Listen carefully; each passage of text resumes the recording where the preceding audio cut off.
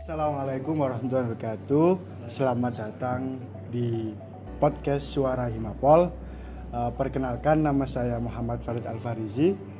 Senang bisa berjumpa dengan kalian para pendengar podcast Suara Himapol. Nah, di podcast Suara Himapol yang pertama ini kita kedatangan dua tamu istimewa.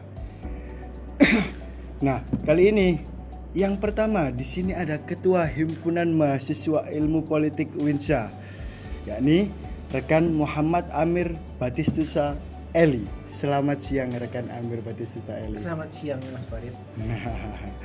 Nah, dan yang kedua juga ada tamu spesial kita dari Universitas Wijaya Kusuma Surabaya yang juga menjabat sebagai Ketua Himpunan Mahasiswa Ilmu Politik UWKS, yakni rekan Nabil Rahman Dika Rigo. Selamat siang dan selamat datang rekan Nabil. Ya, terima kasih sudah datang, menyempatkan waktunya datang jauh-jauh ke UINSA ini ya. Jadi katanya perjalanan macet ya Mas ya. Macet banget. Oke. Ya. Jadi kita di sini mau membahas beberapa hal rekan Amir dan rekan Nabil. Ya, sehubungan dengan nama podcast Suara Himapol, maka kita bakal membahas hal-hal yang berbau politik. Bau-baunya politik itu seperti apa ini? Bisa nanti kita ulas di sini ya. Bau-baunya. Siapa tahu kayak donat yang Dunkins, nah itu enak kayaknya. Nah, sejalan dengan tema kita kali ini, Why Political Science, jadi kita akan membicarakan mengenai politik, mengenai prodi ilmu politik di sini. Nah, langsung saja ya. Kalau menurut rekan Amir, ya,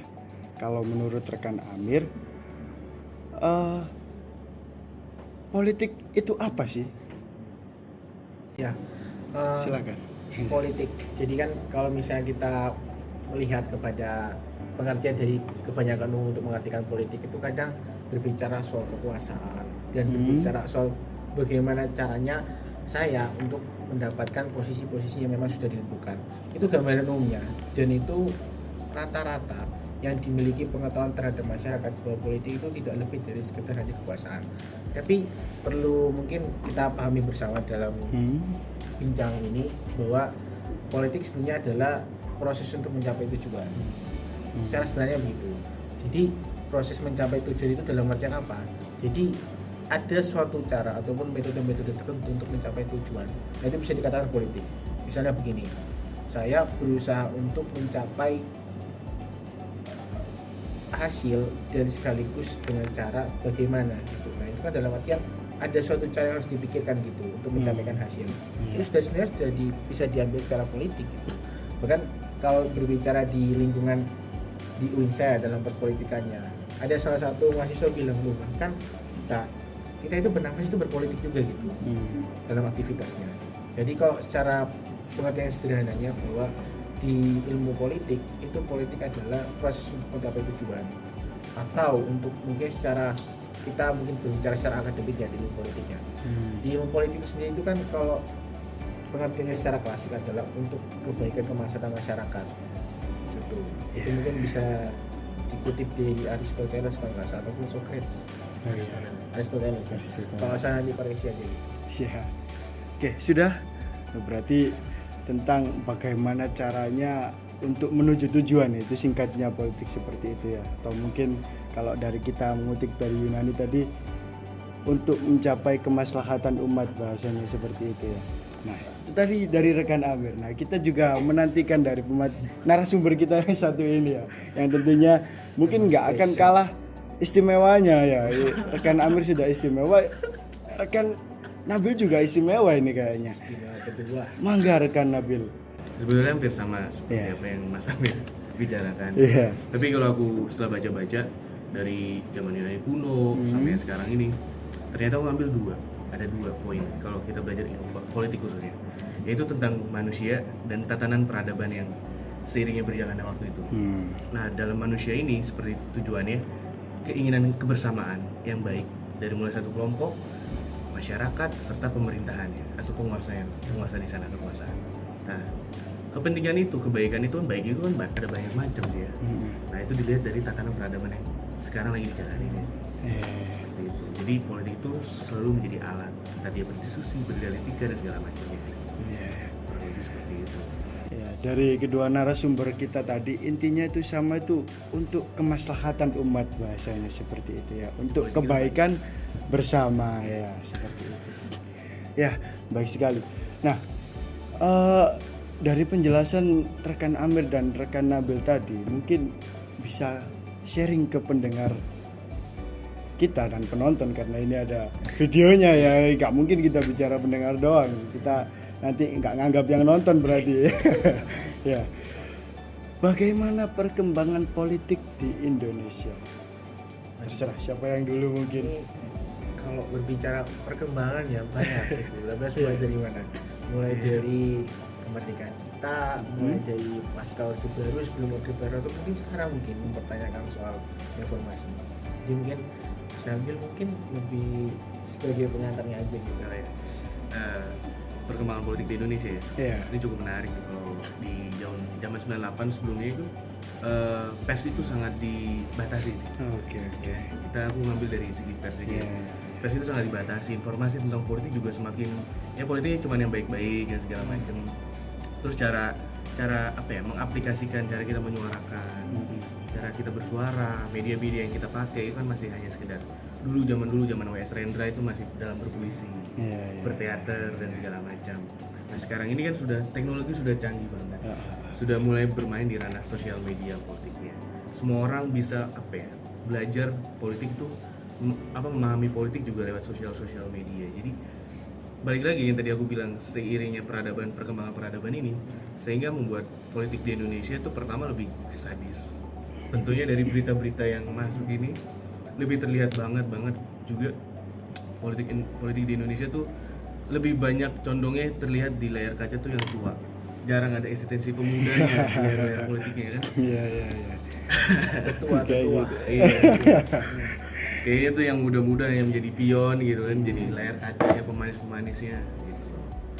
Oke. Berarti ruangnya bertambah, alatnya juga berkembang gitu ya Mas. Tapi yang muda jarang dapat tempatnya. Nah itu entah di sini kita bisa bicara bagaimana yang muda bisa dapat tempatnya. Nanti aja lah. Sekarang untuk rekan Amir, mungkin bisa sama setelah reformasi atau bisa ditarik mundur ke sebelum reformasi, seperti itu kan? Ya, kalau kita melihat politiknya di Indonesia khususnya itu kan dari berbagai fase-fase kan, dan juga beda pemikiran gitu tentang pemikiran perpolitikannya ataupun manuvernya, pergerakannya mereka itu seperti apa. Tapi yang perlu kita pahami dan secara gampang itu bagaimana politik ini kan kita berbicara soal tata kelola gitu. Bagaimana caranya untuk mengelola pemerintahan, masyarakat, dan elemen-elemen yang ada di negara ini itu bagaimana dari perkembangan zamannya.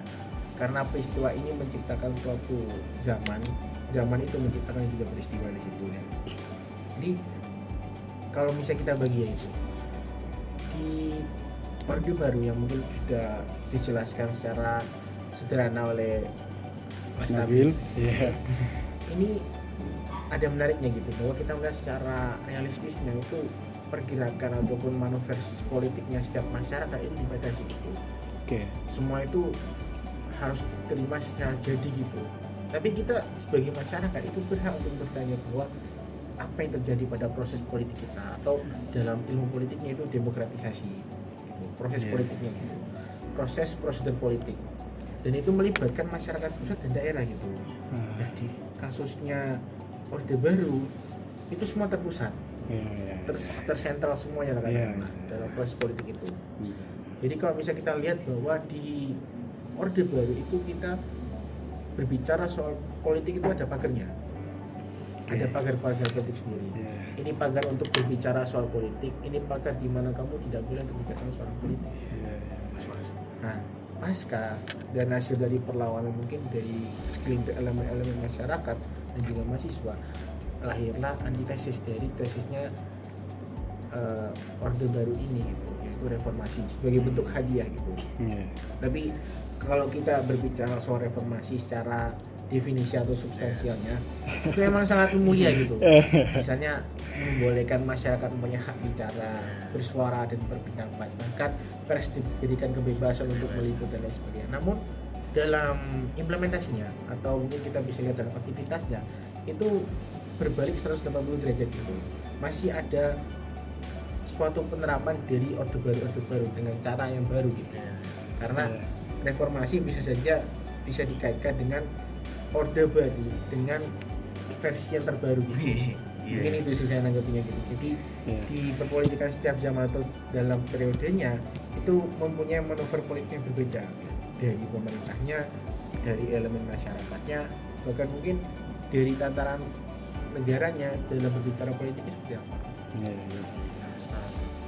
Ya intinya dinamika perpolitikan selalu berjalan di setiap zamannya seperti itu ya. Baik di orde baru yang cenderung dikekang, dia tetap berjalan, maupun di reformasi yang kayaknya sekarang udah dibebasin, tapi ada kata-kata yang sering muncul itu, dulu enak Soehartonya satu, sekarang Soehartonya banyak malah. Ya tolong kalau salah bisa ditit gitu ya. Ya oke. Itu tadi perkembangan politik menurut para narasumber kita yang istimewa ini ya. Nah, selanjutnya menurut kalian seberapa penting kita belajar politik? Seberapa penting juga kita itu gini, selama saya belajar di politik itu selama berapa semester ya? 6 atau 5 semester ini ya. Itu saya ada berbicara soal 3, manajemen, strategi dan analisanya gitu. Politik itu kita belajar semua di situ. Bahkan di ilmu politik sendiri, kalau misalnya kita melihat dalam buku kitab ilmu politik itu sendiri, yaitu Prof. William Budiajo, pada halaman pertamanya itu ada sesuatu susunan dari bangunan. Ilmu politik itu bangunan yang paling di atas, ada pilar-pilarnya, ada sosiologi, antropologi, hukum, psikologi, ekonomi dan lain sebagainya. Dan secara pengertian mungkin kalau misalnya koreksi kembali, itu yang saya baca adalah ilmu politik adalah induk dari segala ilmu sosial, bahkan the mother of science gitu. Nah, itu kan secara nggak langsung saya membaca beberapa kalimat dan perkata, itu saya menemukan bahwa ilmu politik ini segalanya gitu. Nah, cabang-cabang ilmu sosial hidup ini itu membantu dari ilmu politik sendiri atau menjelaskan secara spesifiknya gitu. Jadi kan ini kita berbicara general dan spesifiknya. Generalnya itu politik, spesifiknya dari bidang-bidang cabang sosial tadi. Kalau misalnya seberapa penting yang untuk ilmu politik, sangat penting gitu. Bahkan kita dibagi dalam aspek dalam perpolitikan tiap masyarakat. Ada partisipasi aktif, ada partisipasi yang pasif, dan ada partisipasi yang menengah itu. Mulai dari partisipasi aktif ini biasanya itu bisa dijumpai orang yang terlibat dalam urusan negara, dalam ikut kesertaan dalam penyusunan perundang-undangan ataupun dalam pelaksanaannya dan lain sebagainya. Itu partisipasi aktif. Dan itu biasanya sebutannya sebagai gladiator politik itu. Nah, kalau di partisipasi tengah itu bisa menyebutnya sebagai apa ya, the middle ataupun di bagian tengah gitu. Ya mengikuti politik dan juga mungkin keterlibatannya itu masih ada batas-batasannya. Nah, kalau berbicara soal partisipasi itu juga dibagi dua gitu. Partisipasi pasif yang mungkin tidak mengikuti politik, partisipasi pasif yang tahu politik tapi tidak ingin mengikutinya gitu. Jadi dibagi-bagi. Jadi ada kalanya penting kita untuk mengambil politik seperti apa. Dan ada beberapa kalimat juga yang menjelaskan bahwa kalau misalnya Anda tidak ingin belajar berpolitik, siap-siap Anda harus dipolitiki gitu. Itu yang selalu kita dengar gitu. Ya. Oke. Ya. Mungkin bisa dilanjutkan ke rekan Nabil. Ya. Setuju juga apa yang tadi Mas Amir katakan. Kalau dari aku sih politik tuh enak banget, bisa di kiri, bisa di kanan. Maksudnya di kiri kanan tuh masuk di bidang bisnis pun kita juga belajar. Tadi kita belajar organisasi, ekonomi politik juga ekonomi kita politik belajar. kita juga belajar ya. Terus kita belajar juga antropologi, mengetahui budaya-budaya yang ada di Indonesia juga cukup bagus, ya kan, baik. Terus juga kita belajar apa ya, apapun ya, kiri kanan tuh masuk. Makanya sepenting itu ilmu politik. Dalam arti itu kita tuh bakal belajar juga bagaimana kita punya strategi. Makanya kalau di tempatku aku selalu menyandingkan antara ilmu politik dan ilmu entrepreneurship. Karena bagiku itu cukup baik banget, cukup nyambung banget. Apalagi itu sangat relate dengan kehidupan kita di sekarang ini. Perpolitikan sekarang ini. Iya, sangat relate. Mereka strategi-strateginya bersama. Jadi itu ada juga anak-anak muda itu bersemangat. Ya, kadang kan kalau orang luar melihat ilmu politik itu orang-orangnya penuh dengan idealis. Yang tidak melihat dunia nyatanya, realitanya seperti ini gitu. Tapi yang aku lihat justru sekarang anak-anak muda sekarang tuh kalau kita pakai paham seperti itu, mereka tuh bakal melihat kebosanan di dalam sana gitu. Ya, akhirnya aku mencoba bagaimana cara melihat ilmu politik pentingnya. Kita bisa belajar bisnis juga di dalam sana. Belajar politik, idealisnya dapet, cuannya juga kadang dapet gitu. Iya, sambil menyelam minum air ya gitu. Lagi politik itu ya nggak hanya berbicara soal perasaan. Bahkan kalau kita memahami kan ada dua gitu di dalamnya. Ada politik secara mekanistik sama fungsional. Nah, kita yang berbicara soal mekanistik itu. Nah, politik yang bersifat mekanistik itu kita berbicara soal kekuasaan. Dari mulai cara perebutannya, pertahanannya, dan bagaimana caranya untuk melenggangkan sayapnya. Jadi kita berbicara soal masa kelahirannya, masa jayanya, dan masa kehancurannya dalam mekanistik. Tapi kalau fungsional itu lebih dispesifik lagi. Berbicara politik lebih hanya cuma kekuasaan. Oh, kita bisa mengamati masyarakat ini dengan aspek sosiologi. Nah, keterlibatan politik di masyarakat ini seperti apa sih katakanlah? Itu dibagi lagi. Jadi ada general dan spesifiknya. Kalau kita berbicara general, ibaratkan kita berbicara dalam satu kotak ruangan ini saja gitu. Tapi kalau kita lebih bisa spesifikasikan lagi, akan lahir ruangan-ruangan terbaru politik dengan aspek pembahasan yang baru gitu. Oke. Menurut saya sudah cukup itu tadi penjelas mengapa kita belajar ilmu politik gitu ya. Nah, itu kan tadi menurut saya penjelasan setelah para narasumber kita ini terjun ke dalam dunia ilmu politik gitu ya. Nah, ini saya ingin tanya. Sebelum kalian belajar, sebelum kalian tahu ini semua, alasannya itu mengapa dulu milih ilmu politik seperti itu? Sebelum mau tanya ini harus berstabil dulu ya. Saya. Iya. Saya terlalu tertarik nih. Kalau aku cukup panjang sih. Dulu aku juga pernah kuliah ilmu komunikasi juga kan. Ilmu komunikasi. Nah, di dalam matkul ilmu komunikasi itu ada namanya komunikasi politik. Itu yang bikin aku sangat-sangat tertarik di dunia politik. Sebelumnya juga SMA sebetulnya juga aku berkecimpung juga di dunia politik juga nih, kecil-kecilan tapi kan ranah-ranah SMA lah. Iya, harus. Nah, di komunikasi politik ini aku melihat di komunikasi politik kan juga ada ibaratnya kalau kita anak komunikasi bilang PR politik. PR-nya politik, public relations politik. Nah, di situ tuh aku juga suka politik, cuman aku gak suka di atas panggung orangnya.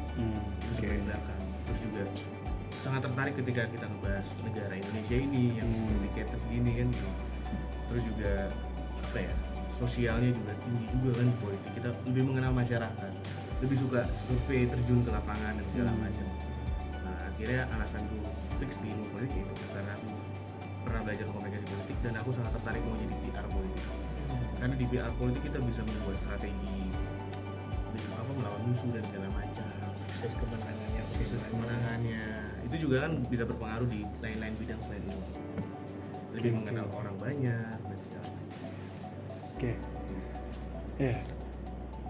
Dari Mas Amir belum ya? Iya. Jangan pura-pura sudah gitu, Mas. Iya.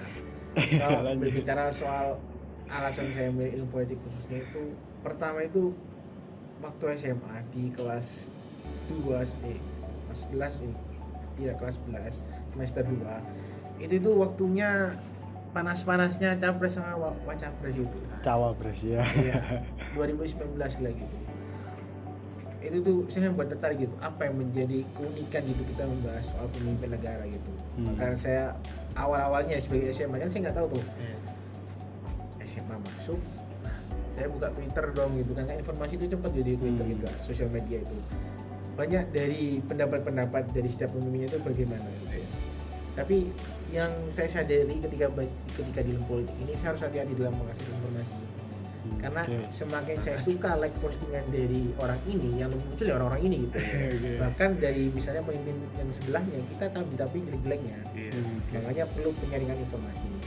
Dan itu salah satu alasan yang saya kembali lagi yang pertama adalah tertarik karena kenapa sih kita selalu asik membicarakan pemimpin negara gitu, dan apa dampaknya katakanlah pemimpin negara ini terpilih dan pemimpin negara ini tidak terpilih itu bagaimana? Yang pertama. Yang kedua, karena saya ini orangnya malas ngitung ya gitu ya. Sebagai, Pasti. Ya, saya di umur saya itu malas ngitung gitu. Jadi saya pikir wah yang politik ini ya ada Gak ada hitung-hitungannya lah, hitungannya. Ternyata- Tapi kenyataannya Tapi ternyata itu ada ternyata. cuma nggak seberapa gitu ya, nggak Nah, sebanyak Tapi yang kita lebih, masuk matematika murni kayak gitu. makanya yang paling melatar belakangi saya ikut ilmu politik adalah saya itu ada yang namanya ada staf ahli gitu. Oke. Saya belajar bahwa di politik itu ada orang yang main di depan layar dan di belakang layar. Dan yang paling asik itu yang di belakang layar ya sebenarnya. The mind of beginning the power gitu ya. Jadi kan orang yang di depan layar ini kan yang selalu tampil di panggung gitu, dan masyarakat itu bersuara, wah keren sekali ini pemimpinnya dan lain sebagainya. Tapi semua itu diatur fenomenanya dan skemanya dari mana? Dari orang-orang di belakang layar ini. Ya.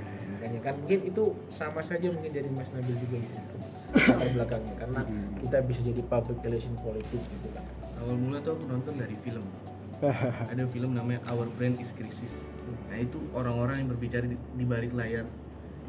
Kayak misalnya orang-orang yang jabat sekarang itu di balik layar, itu bercerita tentang itu. Itu salah satu jadi peminat juga. Wah kayaknya seru juga nih jadi dunia ini kan kayak gitu. Nah, ini penonton coba lihat film Our Brain Is Crisis. is Crisis. Oke, siapa tahu jadi tertarik lagi ya. Nah, kayaknya narasumber kita ini kalau besok nggak linear sama kuliahnya bisa jadi sutradara ya. Bisa jadi sutradara ya. Yang terakhir itu Iya, pilihan terakhir ya. Mau bikin film apa kalau boleh tahu? perjuangan. Wah, Mas Amir. Saya belum ada ini. Jelasnya. Bisa? Bisa. Oke. Kita lanjut aja ya. Oke. Sependek pengetahuan kalian ya. Universitas mana saja di Indonesia ini yang ada prodi ilmu politiknya? Karena kalau kita lihat gitu ya. Kita itu prodi ilmu politik itu jarang gitu peminatnya. Kayaknya gitu ya. Tapi di kampus-kampus besar itu rata-rata ada. Nah, ini menurut zaman di mana aja yang ada ilmu politik itu prodinya? Iya deh. Banyak kalau bicara di dia, tapi ini mungkin garis bawah ya untuk menjawab beberapa univ ya. Di UI itu Oke. rata-rata ada ilmu politik itu. Iya. Di UINSA, terus di UINSUKA, ini koreksi kalau salah ya. Dan beberapa UIN lain itu ada ilmu politiknya. Bahkan di UIN Syari dan Jakarta itu ada ilmu politiknya sendiri. Oke. Dan untuk kita bisa dari saya Mas Nabil kita ini kan jadi satu kesatuan yang namanya Korwil 6. Ada yang namanya Himapolindo, Himpunan Mahasiswa Ilmu Politik Indonesia. Ini dibagi Korwilnya. Cuman saya sama Mas Nabil ini tergabung dalam Korwil 6. Ada beberapa universitas. Jadi seperti UINSA, Udayana, Wijaya Kusuma Surabaya, UNER dan Brawijaya. Oke. Oh sama terakhir itu Universitas Cendana dari NTT. Gitu. Jadi itu mungkin secara gampangnya, tapi kalau lebih banyaknya lagi mungkin Mas Nabil yang lebih tahu ini. Kayak gitu. Terus di Makassar apa? Universitas Hasanuddin. Sulhas. Ya, Ya. gitu. Terus di UGM itu kayaknya UGM. namanya diganti ilmu pemerintahan tapi ya di UGM itu ya. Oke. Tapi kadang ada bedanya juga ilmu pemerintahan sama ilmu politik. Beda. Beda. Ada bedanya Oh. juga gitu. Bisa di-spill dikit aja karena ini Setahu saya ya, Iya, jadi iya. di pemerintah itu lebih kita membahas soal mekanismenya, Oke. pola kerjanya itu bagaimana dari Ah, ah. pemerintah. Tapi kalau di politik itu kita berbicara soal the mind of pola kerja ini itu gimana gitu. Jadi kan gini, pemerintah di ilmu pemerintahan itu kita membahas soal aspek pola kerjanya dan setiap fungsinya. Tapi yang membuat pola kerja itu orang politik semua. Bagaimana caranya? Oke. Berarti seperti apa realitas politik yang ada di negara kita sekarang ini kan ada legislatif, ada eksekutif kayak gitu ya. Nah kita ini yang legislatif, anak ilmu pemerintahan itu yang eksekutif seperti itu ya. Dia lebih internal Mungkin dalam seperti itu aja. pemerintahan. Ya. Mungkin yang terakhir. Nah di setiap prodi itu kan ada himpunan mahasiswa biasanya, himpunan mahasiswa. Kita ini semua kan di sini kan karena himpunan mahasiswa juga ya. Ya. Rekan Amir dan rekan Nabil mungkin bisa ceritakan bagaimana himpunan mahasiswa politik UINSA dan juga himpunan mahasiswa politik UWKS dengan versi yang singkat saja. Ini yang bagian apa, aspek dari visi misinya, pola kerjanya, atau hanya sekedar kenapa adanya visi misi ini itu lebih mungkin kita bahas mungkin gimana? Mungkin gini aja sih, kita bahas arah tujuan secara globalnya dari Himapol UINSA itu bagaimana ya. Karena kalau visi misi kan tiap tahun pasti ganti gitu ya. Kita bahas tujuan secara tujuannya aja. Misinya aja ya. Ya. Jadi ini saya dulu aja. Jadi di Himapol UINSA ini kan di kabinet saya, kabinet itu kabinet dari Himapol Visip UINSA sekarang itu kabinet Sawaita atau membawa kebermanfaatan bersama. Jadi ada visi yang kita usungkan, yaitu bersinergi membangun Himapol Visip UINSA yang progresif serta inovatif berdasarkan tridharma perguruan tinggi. Jadi di situ kan kita selaku dari Himapol Visip UINSA, kenapa mengusungkan visi itu antara Kaiman dan Kaiman saya melihat bahwa dari sumber daya manusia dan aspek dari rasio angkatan dari politik UINSA itu mempunyai kapasitas yang cukup dan juga dengan berbagai spesifikasinya kita melahirkan suatu visi yaitu yang progresif dan di prakarsai ataupun diimbangi dengan inovatif sehingga menciptakan suatu hal yang baru gitu di antara itu. Kemudian berdasarkan tridharma perguruan tinggi. Jadi kita sebagai mahasiswa kan ada tridharma perguruan tinggi: pendidikan, penelitian, dan juga pengabdian. Nah, tiga ini salah satunya itu ada salah satu divisi yang mampu mengusungkan tiga ini. Yang pertama kalau di UINSA itu ada divisi riset dan advokasi bagian penelitian, di bidang pendidikan ada divisi kajian keilmuan, dan di bidang pengabdian adalah divisi sosial masyarakat. Dan masing-masing itu menjadi tiga pilar utama dari Himapol Visip UINSA untuk mengembangkan dalam kepengurusan ini. Kalau di misinya di poin ketiga mungkin bisa mampir ke sosial media Himapol Visip UINSA. Jadi di poin ketiga mengoptimalkan digitalisasi dan publikasi pada sosial dan politik di bidang mengoptimalkan digitalisasi dan publikasi yang inovatif di bidang sosial dan politik itu. Jadi karena kita sudah berbicara sosial media ataupun digitalisasinya, perlu kita juga mengadaptasi juga gaya kerja dari digitalisasi ini seperti apa. Makanya salah satu misi dari Himapol Visip UINSA yang bercampur ketiga ini mampu untuk mengoptimalkan digitalisasi dan publikasi. Oke, makasih. Lanjut ke rekan Nabil untuk memaparkan Himapol UWKS. Singkat saja. Ya, kalau di nama kabinet itu namanya Triasi Nawasena. Iya. Itu harapan masa depan yang jaya. Yang saya selalu bawa ke hima saya itu ada bahasa Latin namanya non scholae sed vitae ximus. Kita belajar tidak melulu tentang ilmu tapi tentang kehidupan. Ada poin itu ya.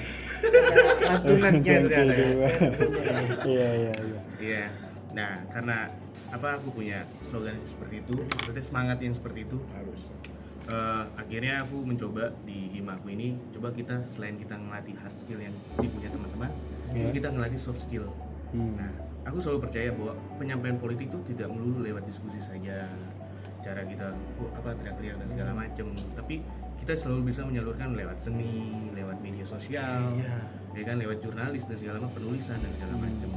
Nah, di situ yang pengen aku tegasin ke teman-teman, kita belajar selain kita harus paham teori, cara kita mengaplikasikannya juga harus bisa belajar. Ya, salah satunya kayak sosial media.